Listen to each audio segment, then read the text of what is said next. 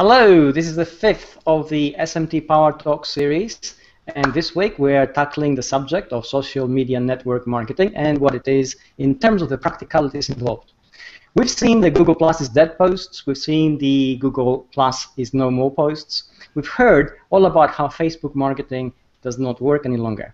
And today with us we have two guests who pretty much live the reality on the ground and have to deal with customer perception and very real practicalities on how to make all this apply in real time in their jobs in order to make a living. With us we have Laurent Francois from Reapp.com, and he's one of Reapp agency, I should say, and he used to be the marketing director for Ogilvy 360. He brings a lot of experience into the job, and he will be sharing some of that with us. And we also have Sergey Andrianov, who's the founder of A Smart Solutions Inc. He has a lot of practical experience in making Facebook work for his clients, and he will also be bringing his perception to bear on the subject. And we'll start off first with Laurent, who is going to tell us a little bit about Google Plus in terms of the perception that it has in Europe. And we know Google Plus as a network is very large and it's very powerful, but this is us working in this medium every day. And the moment you step outside it and talk to people who are not in it, the perception changes. So Laurent, welcome, and please start off with this. Thank you, David, and hello to the Social Media Today community. It's a big pleasure to be with you today. So about Google Plus in Europe, to be totally honest, the perception is pretty messy because in Europe we didn't have the same learning curve than in the US around the Google business model.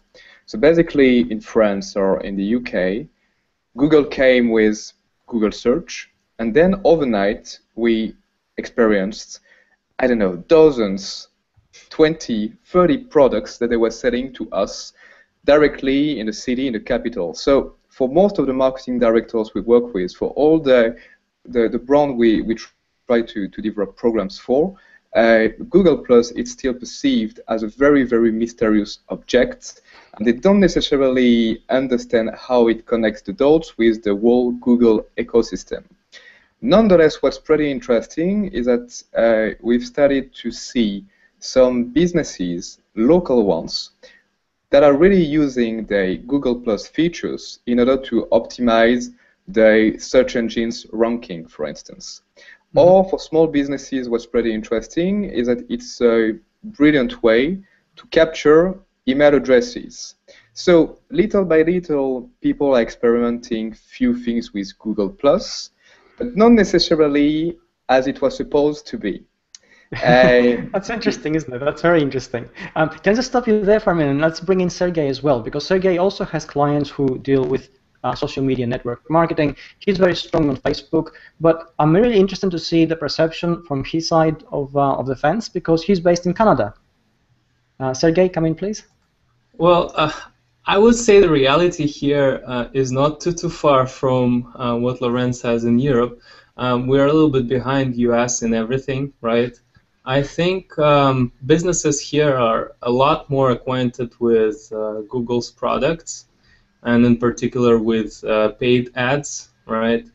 And Google is selling paid ads really aggressively here to the end clients. So, and we have, I guess, a huge number of companies that call on behalf of Google and selling those ads, right? So people are acquainted with Google products, but when it comes to Google Plus, well, really, to be honest, the way we explain Google Plus to our customers, that's how they know it. And we explain Google Plus as a thought leadership platform because that's where we think it is positioned best compared to other social media outlets. In terms of value, yes, absolutely. And let's go back to Laurent on this one. And Laurent, how do you recommend, and let's talk about Google Plus, we're still on the subject. How do you recommend that to new clients when they come in, and if they don't know anything about the platform, how do you actually introduce it to them? We try to explain how the word of mouth power, the recommendation power, can suddenly match up the suggestion power. So basically on Google, initially the model was, how can I suggest the most relevant articles, resources for the people who are using the search engine. Whereas through word of mouth, you ask a friend or you trust someone that you find online in order to find the best solutions to one of the problems you want to solve or one to the passion you want to feed. So what we do is that we try to show them on specific queries that matter for their businesses, how suddenly on the Google page, search engine first result page, how you have a mix of suggestion power and word of mouth power. And they suddenly realize that because they've done interesting, digital influence programs with diverse influencers, journalists, how suddenly it changes totally the way people are going to experiment the very first page of search engine result. And for them, because they have e-commerce platforms, they have webzines, when they see a traffic peak or a dramatic decrease, now they know why it's happening, because they don't match up the two sides of the businesses. So that's how we explain why Google Plus can influence the businesses, because it does matter in terms of search engine and in terms of volume of traffic that can be driven then to the main digital properties they have. Absolutely. That's the easiest way. Yeah, and that's a very important point to make, because Google has always been about search, and search has been a central part of its business and still is. And essentially, it seems to inform a lot of the things it does and have an impact. So you're quite right. Okay, and let's get on to something a little bit slightly more controversial, because we've had Facebook, and Facebook is not dead by any means of the word, and it still keeps on growing, although there are still conflicting accounts about whether its real customer base lies and whether teenagers are beginning to abandon the platform. But really what made the news not a few weeks ago was the fact that Eat24.com decided to very publicly, divorce themselves from Facebook by writing a letter along the Facebook breakup storylines, and it received a lot of press. And I've reached out to Eat24, and they have actually replied to some more questions on this, and we're going to see that in a minute. But let's go to Sergey now, and Sergey, I bring it to you because I know you basically talked to Eat24 when they were on, and they're doing great stuff on Google+, and you talked to them, and you actually engaged with them, and you discussed some of the things which they said on their letter. So let's bring it to you about your perception of Facebook marketing and how that is perceived by customers. Let's begin with that first before we get on to Eat24 specifically. Okay, I think I'll start off with Eat24. I'm not sure what's driving their decision. Maybe they did it, impulsively, or something else is behind. Maybe that's how they wanted to get impressions and stuff. I looked at their Facebook page before they went out of Facebook, right? And to me, it did not look impressive. And I think that's one of the things that businesses have to understand. Because Facebook is so big, and because there are so many people, and there are so many businesses who compete for attention, you have to really stand out to get that attention. You can drive it with ads, or you can try and do it organically, which is, you don't have too much chance to do that, right? But either way you do it, you still have to stand out. And you know how Facebook is turning exceptionally visual. So people react to posts that look different, that look decent.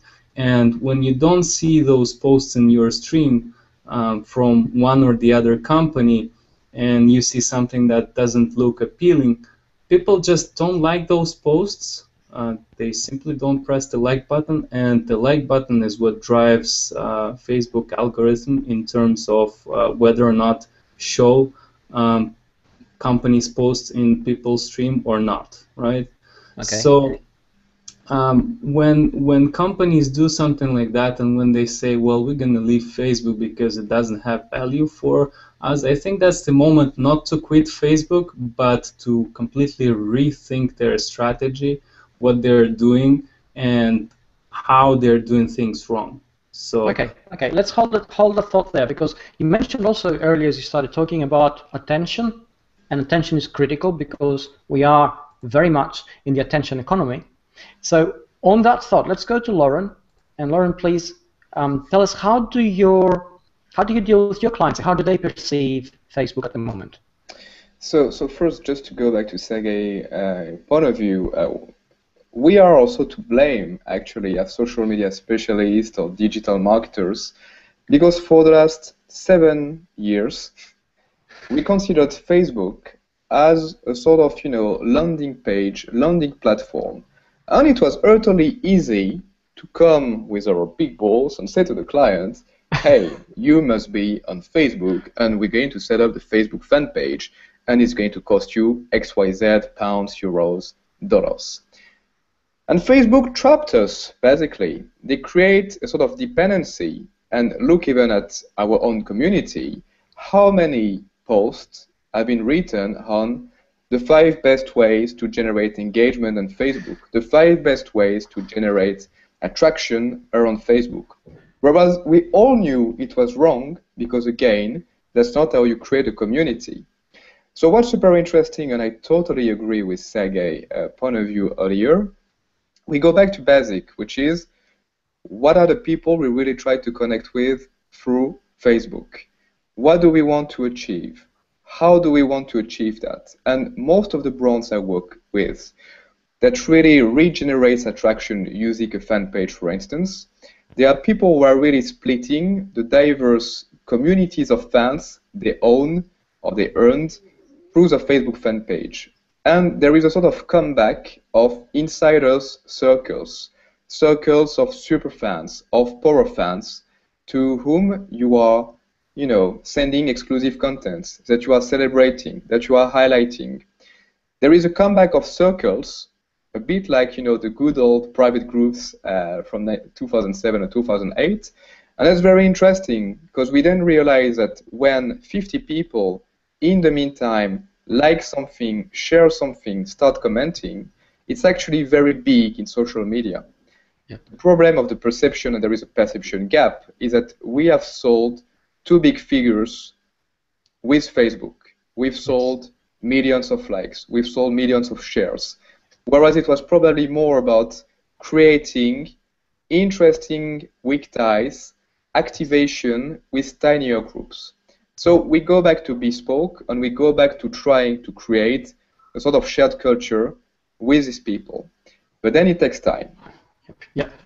And it's very real, isn't it, in many ways? And I'm very glad you brought it up, because what you're talking about, Lauren, is basically going away from the almost automatic like building kind of marketing to very real, very personal, very connective, authentic marketing where people actually connect for a reason, right? And maybe a very good example of the sort of business that are tremendously good at still using a Facebook fan page. It's actually businesses that have a tangible asset in terms of humanity and tangible connection. For instance, you have a lot of retail, of local shops that actually use a fan page as a sort of retail CRM.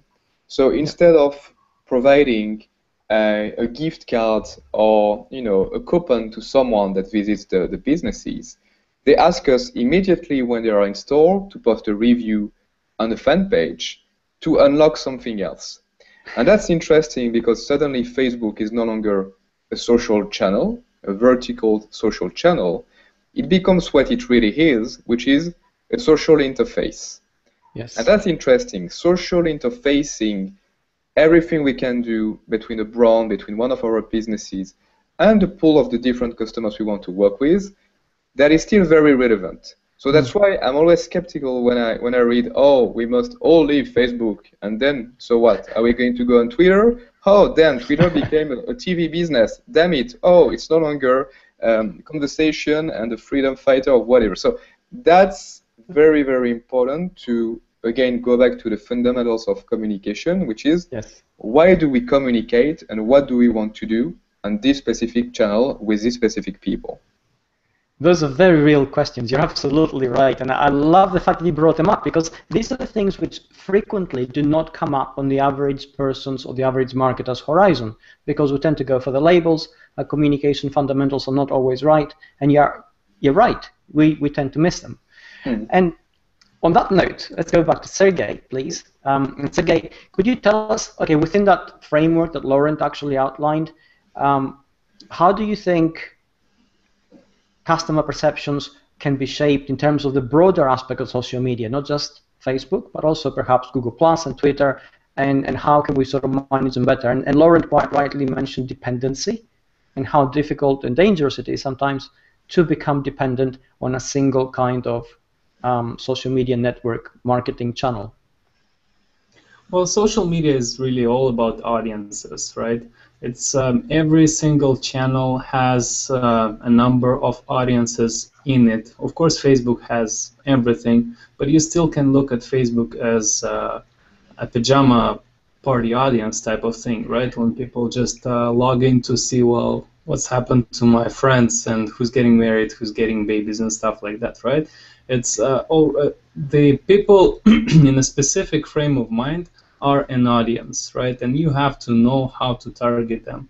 And so is every single channel an audience, or many different audiences. For example, Pinterest, we know how skewed it is towards women, right? Women posting on there. It's changing, I think, but still, Pinterest is Pinterest, and it's recognized. Or we are saying that younger people, teenagers, are leaving Facebook. Well, they're running away from their moms. Of course, they have to find some other place to stay, another social network, right?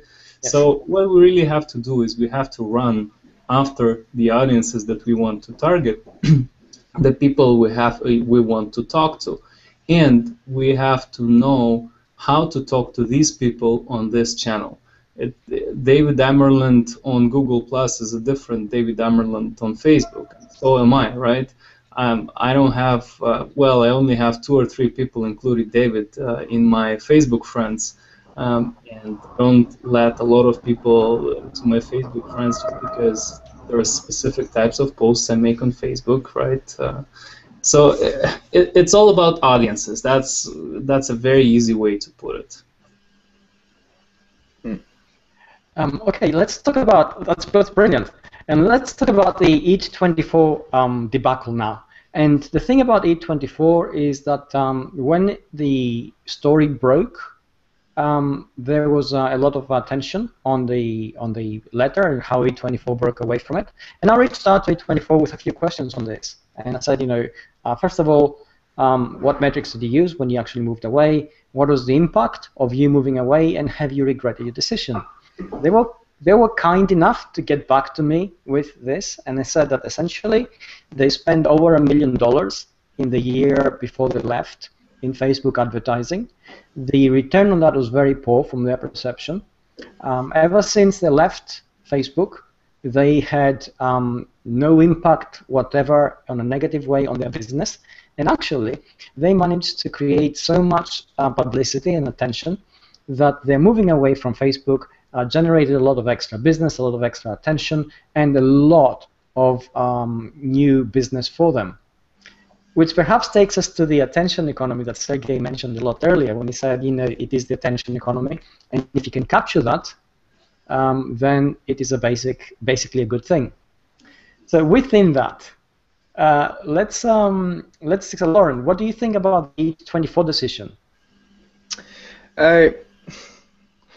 Again, I think that when it comes to social networks, I think conceptually we tend to think that the world is flat and that it's, you know, ecosystems working independently from one another.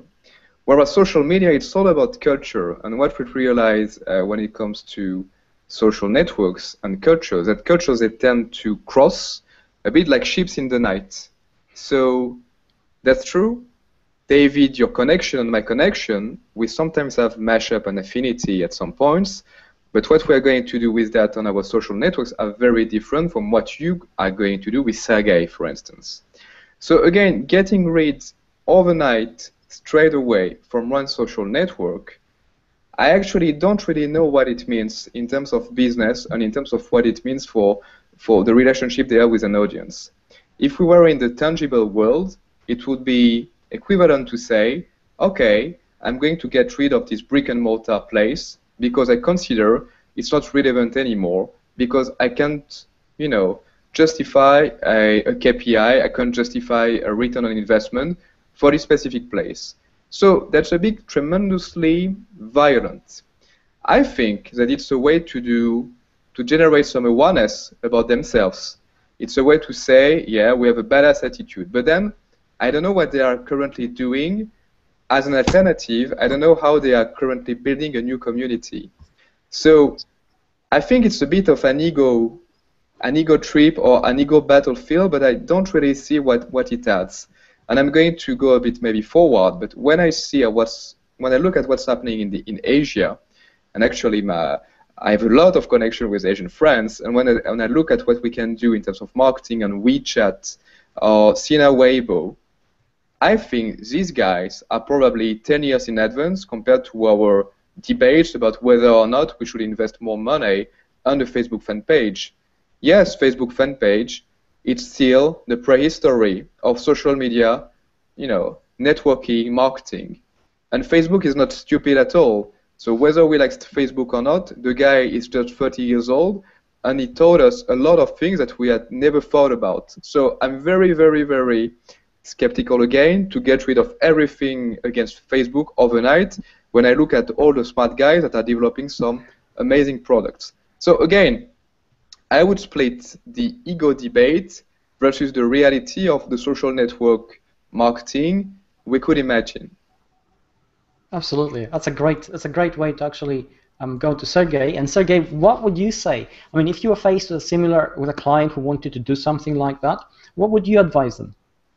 Well, we actually did face a similar situation. Of course, the client didn't have as many followers, as many fans, and what we realized is they were a victim of previous marketing by social media marketing companies, and they, as Lawrence said, they picked up a lot of unnecessary likes, unnecessary fans, right? So I think the real problem is who is following your page, and we found that if you are targeting if you were targeting incorrect audience to begin with, if all the people you have as fans on your page are not the people you want to target, it's extremely difficult to use Facebook ads even to target the right people, right? Mm-hmm. Because usually you would try and target friends of fans. That's what works best, right? And so basically, yeah, if you look at E24, I'm skeptical of quitting Facebook as such. If they plan to return, that's a good thing. If they quit forever, that's not a good thing. But when I spoke to them, their answer kind of implied that they might change their decision. So when they come back, they have to start rebuilding a different type of audience, right? And they have to start building a fan base that will be targetable. People who will be really interested in what they do and what they post. That's one way. The other way is what we faced with our client when they wanted to quit. We said, well, let's look at your fan base. Let's see who is following your page and whether or not they're interested in your content. And we slashed 2/3 of their audience. So basically, we removed those likes. And since that time, we started targeting the friends of their fans, and ads started working a lot better than they used to work before. So that's one way to do it. And obviously, if you were targeting wrong people, at some point it has to change. That's interesting. And basically, I mean, I'm quite fascinated by the fact that both of you are overlapping in terms of your comments, even though you're addressing the subject from very different perspectives. And you're both talking about community, talking about finding an audience and finding a voice, and really being very real in your marketing, which suggests that we're getting into a very mature kind of space in terms of marketing, which perhaps we didn't have in the past because everything was very new and we're still feeling our way through it. So on that note, how do you see Google Plus being positioned in that space? And let's open this up to Lauren, please. So, Um, it's a tremendous, complicated question. Uh, and again, Google, the core competence is to sell search. When you look at what Pinterest is doing and has launched in a couple of, I mean, in the last few days, they have launched a guided search. When you look at Twitter, they are also, they are trying to redirect us to, more relevant and more relevant experience of search. Mm-hmm. What's super interesting with Google is that they have Google, of course, they have Gmail, they have all our email addresses, at least a lot of email addresses in the world. And there is this YouTube thing where you need to create a Google Plus account in order to comment. And basically, because most of the people, what they do online, it's entertainment, chit-chatting, they have a tremendous amount of data in order to optimize their own search experience. Mm-hmm. So the way I consider and the way I see Plus from Google, it's not something which is, made to, make us switch from Facebook to Google Plus or from Twitter to Google Plus. For me, it's a unique way to grab all the data and match all the data with the data they already own. And again, because we all use smartphones and we all use, tablets, and now we can have a look and we can watch YouTube through our Sony PlayStation or Microsoft Xbox, for instance. I think the crucial point for them is to make sure they are not missing our social data and our social identity. When you look at Facebook.com, for instance, you always see that you have a username, okay, it can be Laurent.François, fair enough, but then we have an associated number. And if Facebook bought Microsoft Atlas, for instance, last year, it's not for the sake of having a new tool to sell a new advertising product.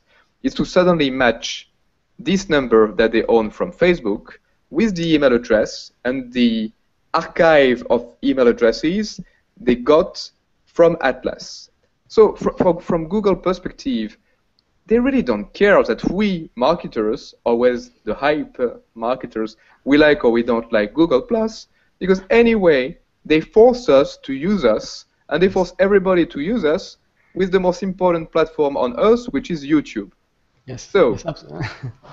for me again, these guys are not stupid, despite all the opinion editorials we can write, very, very pulling them. I think they're really smart ass. And I would really, really seriously try to consider Google Plus as an interesting asset, trigger, territory to explore with my CRM team, for instance.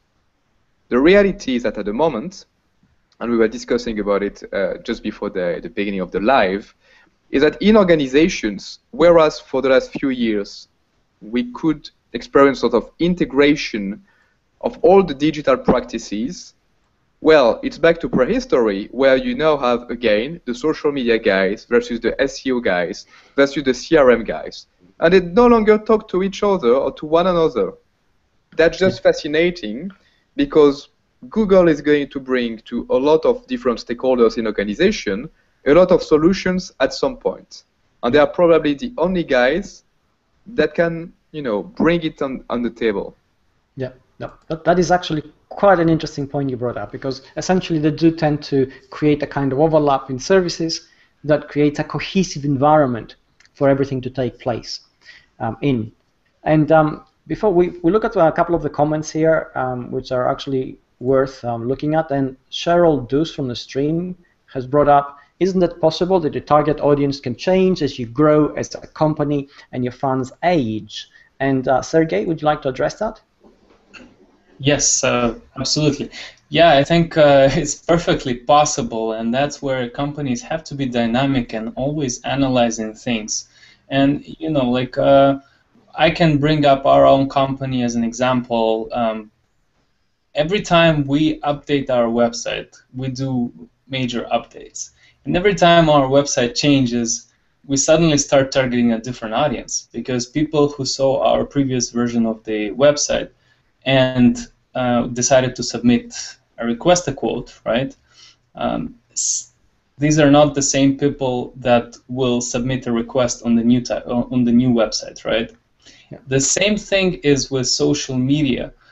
Every time you have a major update in your thinking, in your corporate thinking, and how you see things, your audience may change. And the trick is to let the people who stay with you as your fans grow with you and attract the new audience as you grow as well. So that's the trick, right? You have to always keep your thinking moving. You have to always keep your fans updated in terms of what's new in the world. And that's why it's so important to have a section on your website that displays what you think, what your current perception of marketing is, and where your customers should be moving. That's very interesting. And again, I find it fascinating that both of you are hedging towards the very humanity of what we do in terms of marketing and online activities, trying to put a human face in many of the activities and things which we do in a social media network. There's a comment here by Amon Williams who says, it's not about whether or not a social marketer likes or doesn't like a particular network, it's about how best to improve the relationship with the audience, which is very, very right. And I think he's picked it up from both of you. Okay, and we're getting close to the wrap-up moment now, so basically I'd like to check a couple of things with you. Now, let's start with Laurent. Laurent, if you, when you actually, and you know, I always hate carrying out comparisons, but inevitably they have been made. So if you look at the best return on investment in terms of the time and money spent, if you take at the moment the social media networks which we have, which are Pinterest and Twitter and Facebook, LinkedIn and Google+, which one would you say on average, and I know it's a difficult question this, okay, and I understand that, which one would you say actually brings you perhaps the best results for something which you would do in there? Again, I'm going to be pretty controversial maybe, but when it comes to social media and social relationships, we always forget the back office relationships. For instance, you and I, we follow each other on every single social network that exists in the modern world, and we don't really interact on the public spaces of these social networks. But what we do is that we send emails, we send direct messages, we send Skype, private conversation in order to enhance, our social relationships. I think there is a data that says that only 7% of the entire word of mouth generates a digital footprint. So for me, the most important social media, it's actually the interpersonal, relationship you can shape on a one-to-one perspective. So even a good old email is a social media. The new features of Google Gmail that are going to be released in a few days, they are transforming it. Yeah. They are transforming an email system into a social network, into a social media. So for me, that's key. That's the most important ROI. If you receive the right email when you are really looking for the right information, that's just fantastic. But then, going back to your question, when it comes to some brands, there is something that is certain, is that it's complicated to express an idea through text. It's complicated because it requires knowledge, it requires skills to express, a topical idea. And not so many people, and I can tell you, in France, when you read at the comments on the supposed most intellectual online newspaper, the comments are full of misspellings, are full of crap, are full of syntaxis issues. Why? Because you don't have so many people that know how to write and express an idea, and that's a fact. So if we don't have a clear literacy, it also means that the digital literacy cannot match the literacy as a whole. Yes. So focusing on pictures, focusing on how you translate and transform an emotion into visual emotions, visual signalization. That's where the strange chemistry can rely on. So that's why Instagram is so powerful at the moment, but maybe not in 1 year because Facebook is going to change the rules and it's going to be less flexible. Yes. Pinterest is probably interesting, but it's nonsense in some countries in Europe still. Yes. visual is a social media too. Yes, absolutely. And you're right. I mean, that's a brilliant point you just made, because essentially the web is creating a visual language which in its own right allows us to communicate across language barriers, country barriers, and obviously where the obstacles of real language skills come in.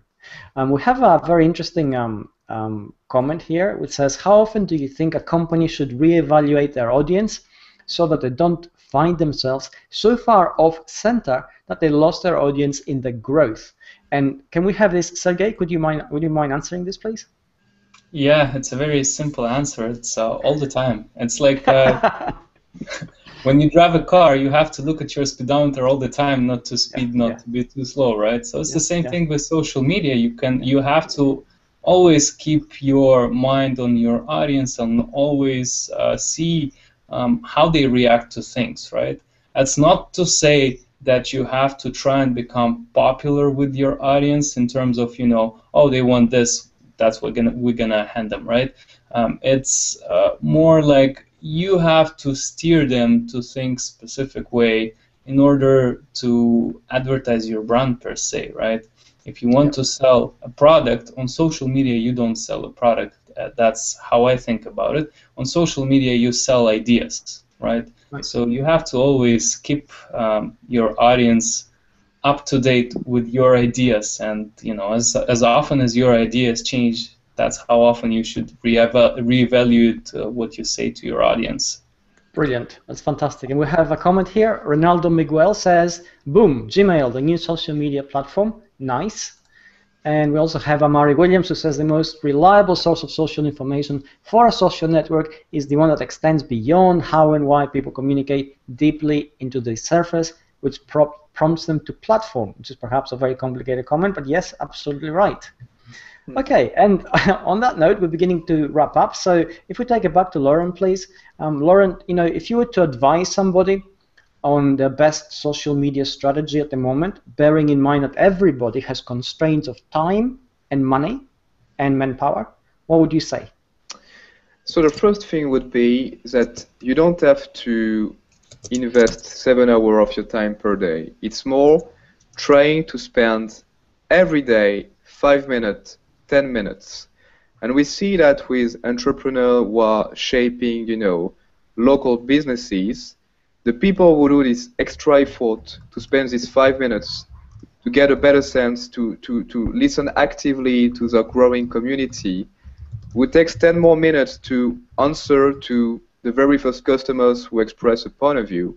That really makes the difference. So I would say, first and foremost, spend this frequent time, this resilient time, this ongoing time, talking to people, getting to know why they woke up this morning and they decided to say something nice or bad about you. That's the first thing. The second thing is probably to try to write on a paper, okay, this is who I am. Fine, fair enough. Think I know myself.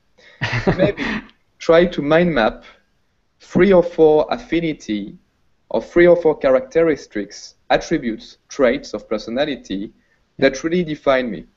You cannot be everything. You are known for 2 or 3 interesting things. Yes. And I go back and I absolutely agree with Sergey, and I'm so glad he taught it about how you grow with your community. But the new shareholders, they are not bankers, they are not traders. It's you and me, actually.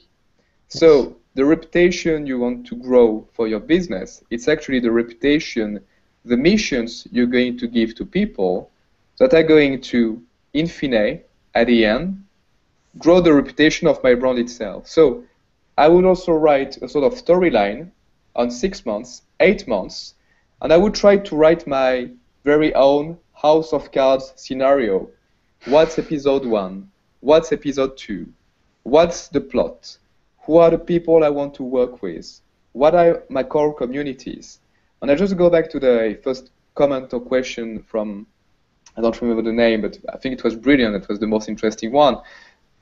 Question. It's how can you grow? How can you become an adult with people who also grow and who also become adults.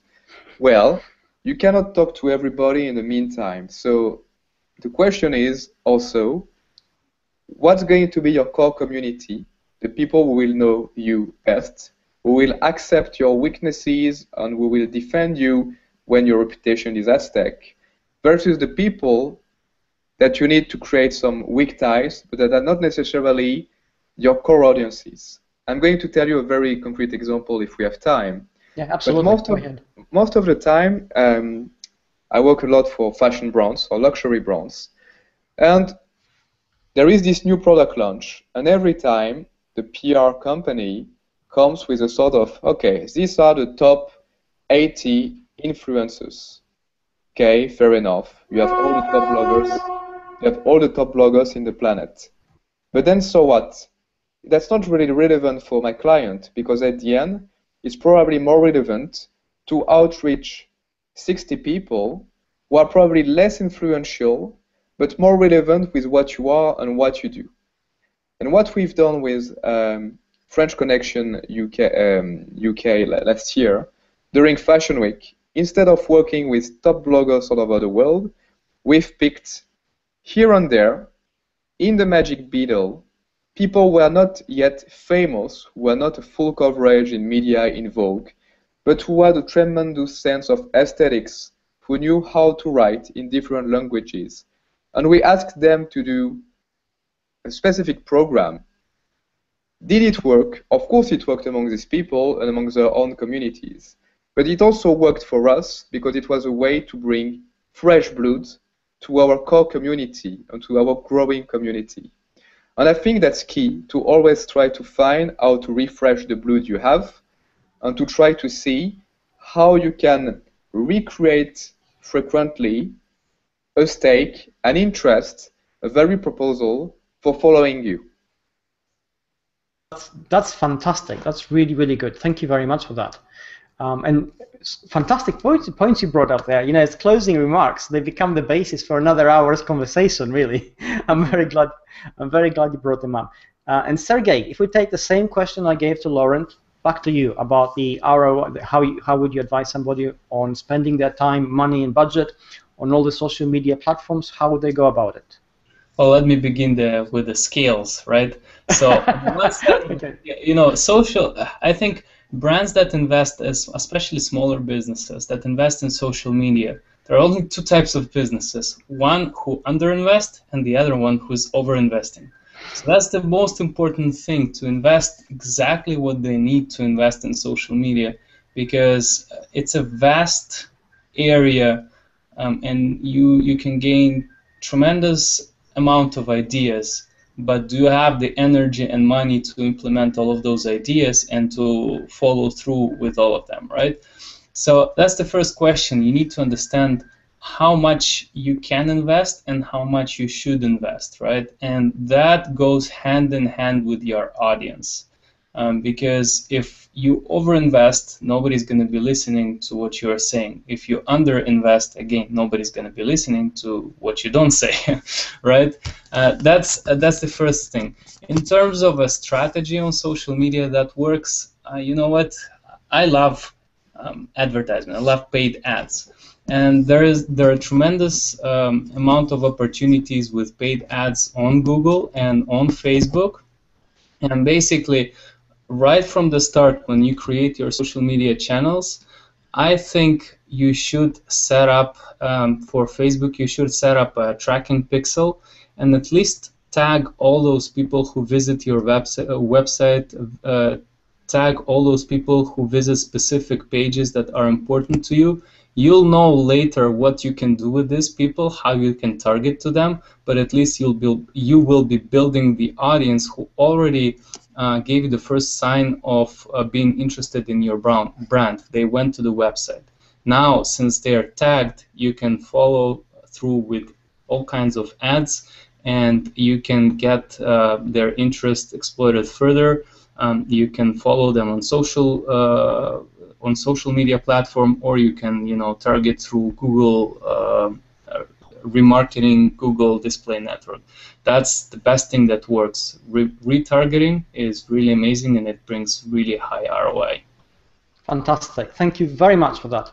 And sadly, we've run out of time. We have one very quick moment to actually share a great comment from Bob Strussel, and I hope I'm pronouncing his last name right. And he says, "A small relevant core is the new big." And basically, this comes back down to real marketing and how we become very authentic in our social media networks. I'd like to take a moment to thank both of you for turning up here and sharing your insights and your very real experience in terms of social media network marketing. I'd like to thank the audience for participating. We're going to have another one of these next month. I'm not going to reveal yet the guests I have lined up, but it's going to be quite explosive, and we're looking at analytics and the in-depth way that you can actually measure some of the things which we discussed today. So pretty much it builds from what we've done here, like every social media Power Talk has to date.